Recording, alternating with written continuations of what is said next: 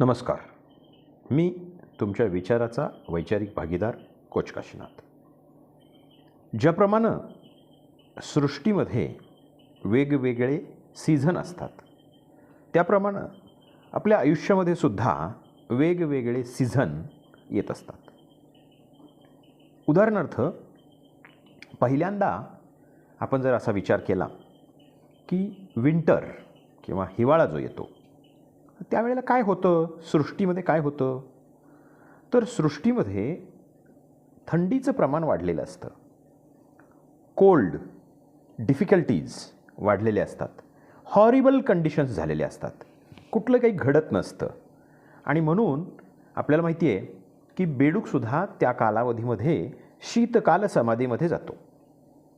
म्हणजे trying things but nothing seems to be working, so horrible and difficult conditions, अशी जी अवस्था आपल्या आयुष्यामध्ये असते त्याला आपण विंटर म्हणतो.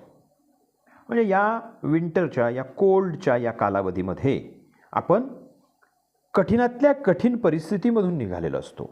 आपल्याला असं वाटत असतं की अरे, मी हे करतोय, मी ते करतोय, मी ह्या ॲक्शन घेतोय, मी त्या ॲक्शन घेतोय, पण मला माझं अपेक्षित यश मिळत नाही आहे. त्याच्यासाठी काय करावं हे सतत सतत सतत मनामध्ये येत असतं. आणि मग या अवस्थेचा कालावधी संपत आल्यानंतर पुढं आपल्याला स्प्रिंगचा सीझन दिसतो. म्हणजे काय आहे, अतिशय ईज आलेला असतो. प्रत्येक गोष्टी मॅजिकली घडायला लागतात. म्हणजे कुठलाही सीझन हा कायमस्वरूपी नसतो, कुठलीही वेळ कायमस्वरूपी नसते. No season lasts forever. मग ह्या स्प्रिंगमध्ये, विंटरमध्ये आपण अतिशय कठीण परिस्थितीनं गेलेलो असतो आणि स्प्रिंगमध्ये आल्यानंतर things just work out, things happens naturally, magically. आणि मग हा जो ईज आपल्या आयुष्यामध्ये येतो त्यावेळेला आपण अतिशय आनंदी, सहज सगळं घडायला लागलेलं आहे. आणि मग हे सहज घडणाऱ्या ज्या गोष्टी आहेत त्याचा आनंद घ्यायला लागतो. पण कुठलाच सीझन कायमस्वरूपी नसतो. पुन्हा त्याच्यामध्ये थोडासा बदल येतो आणि तो आलेला बदल हा उन्हाळ्याकडे घेऊन जातो. समर सीझन येतो. आता समर म्हणजे बेडकाची दुसरी सुद्धा अवस्था असते, उष्णकाल समाधी. आता या कालावधीमध्ये परिस्थितीला जुळवून घेण्यासाठी बेडकाच्या आयुष्यामध्ये बेडूक 2 वेळेला समाधी अवस्थेमध्ये जातो. एक शीत कालावधीमध्ये शीतकाल समाधीमध्ये जातो आणि उष्ण कालावधीमध्ये उन्हाळ्यामध्ये तो उष्णकाल समाधीमध्ये जातो. तशाच पद्धतीनं ॲडव्हर्स कंडिशन्स पुन्हा आयुष्यामध्ये घडायला लागतात. कारण एखाद्या सुरवंटाची अवस्था, त्याच्यानंतर कोशाची अवस्था, कोशाच्या अवस्थेमध्ये त्याला ते असं बंद करून घेतल्यासारखं वाटायला लागतं, सगळीकडे अंधार दिसायला लागतो आणि मग तो धडपडत असतो की काय करू नेमकं. निदान त्या सुरवंटाच्या अवस्थेमध्ये मला काहीतरी खाता येत होतं, मला हिंडता फिरता येत होतं, पण आता काहीच करता येत नाही, सगळीकडनं मी पॅक झालोय असं वाटायला लागतं. ती अवस्था ही विंटर सीझनची असते. त्याच्यानंतर तो विंटरमधनं ज्या वेळेला स्प्रिंगमध्ये जातो त्यावेळेला त्या कोशाचं रूपांतर एका सुंदर अशा फुलपाखरामध्ये झालेलं असतं. अतिशय रंगीबेरंगी कलर त्याच्या पंखावर आलेले असतात. मग या फुलावर त्या फुलावर मजेत तो असतो आणि मग सगळीकडनं त्याला मध मिळत असतो. पण हा पण फार महत्त्वाचा आहे, ही अवस्था 14 दिवसाचीच असते. म्हणजे काय झालं, कम्पॅरेटिव्हली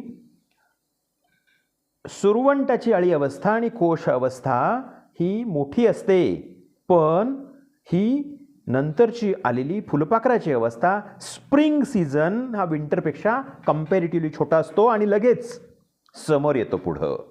इथं काय होतं, अगेन यू आर टेस्टेड. तुम्हाला परत त्याची परीक्षा द्यावी लागते, पुन्हा घाम गाळावा लागतो आणि मग ते सगळं तुम्हाला ढकलावं लागतं, पुश थ्रू. आणि मग हे सगळं परत परत वाटायला लागतं, अरे परत मी आयुष्याची परीक्षा द्यायची आहे, हे सगळं केलेलंच तर आहे ना, आणि मग कसं पुढं जायचं. पण या अगेन रिटेस्टिंगमध्ये आपण कधीच अपसेट व्हायचं नसतं, गिव्हअप करायचं नसतं, सोडून द्यायचं नसतं, नाराज व्हायचं नसतं. कारण आयुष्यामध्ये आलेला हा उन्हाळा असतो, पुढं पावसाळा येणार असतो.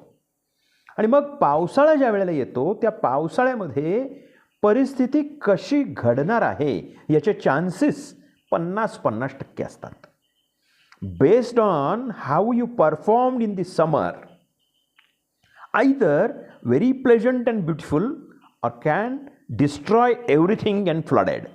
म्हणजे उन्हाळ्याच्या अवस्थेमध्ये ज्या वेळेला उन्हाळा आला होता त्यावेळेला त्या परिस्थितीला तुम्ही कशा पद्धतीनं तोंड दिलेलं आहे, त्यावेळेला जर ती पद्धत तो प्रसंग तुम्ही जर योग्य पद्धतीनं हाताळला असेल, स्वतःवर काम केलेलं असेल, पुन्हा पुन्हा घाम गाळला असेल, पुन्हा पुन्हा आपल्या स्वतःला टेस्ट करून आपण सिद्ध केलेलं असेल, तर म्हणजे जशा पद्धतीनं जमिनीची नांगरणी केलेली असते आणि त्याच्यानंतर पेरणी झालेली असते, मशागतीमध्ये जो जमिनीला त्रास होतो, जमीन तयार करत असताना जो जमिनीला त्रास होतो, तो नांगर गेलेला आहे, तो कुळव गेलेला आहे, ते सगळे ढेकळं फोडलेली आहेत, ही सगळी प्रक्रिया झाल्यानंतर मग त्याच्यामध्ये बीजारोपण झालेलं आहे.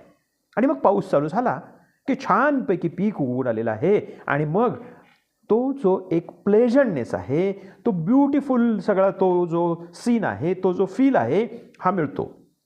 याच्या उलटं जर समरच्या कालावधीमध्ये आपण आपल्या स्वतःवर काम केलेलं नसेल तर मोठाच्या मोठा पूर यावा आणि सगळं वाहून जावं असं सुद्धा होऊ शकतं.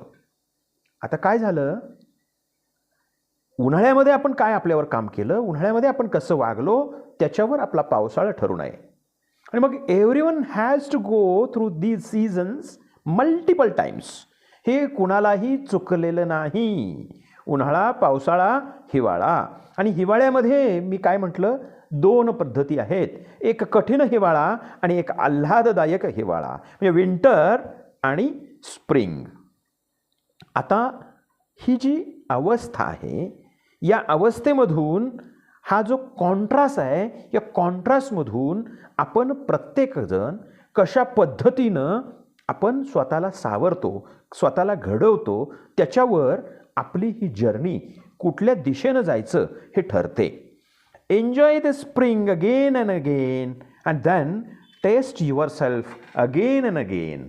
तर विंटरमध्ये स्वतःला आपण जर ट्रेन केलं तर नक्कीच आपल्याला स्प्रिंग अतिशय आनंदाचा जाऊ शकतो. समरमध्ये आपण स्वतःवर काम केलं, घाम गाळला म्हणजे फक्त शारीरिक कष्ट नव्हेत, सगळ्या पद्धतीचे प्रयत्न तिथं केले पाहिजेत, प्रयत्न सोडून नाही द्यायला पाहिजेत. तर पावसाळासुद्धा आल्हाददायक होऊ शकतो आणि आपण आपल्या आयुष्यामध्ये प्रगती करू शकतो. धन्यवाद मित्रांनो. अशा पद्धतीनं आयुष्यामध्ये येणाऱ्या या प्रत्येक प्रकारच्या सीझनमधून आपण सीझन्ड होऊन बाहेर कसं पडावं याच्याबद्दल मला जे वाटलं ते मी तुमच्याशी शेअर केलं आहे. नक्कीच तुम्हाला माझे विचार आवडले असतील तर लाईक करा, शेअर करा आणि याबरोबरच आणखीन काही विषयावर आपल्याला काही ऐकायचं असेल माझ्याकडून तर खाली कॉमेंट बॉक्समध्ये तुमची कमेंट द्या. धन्यवाद. मी तुमच्या विचाराचा वैचारिक भागीदार कोच काशीनाथ.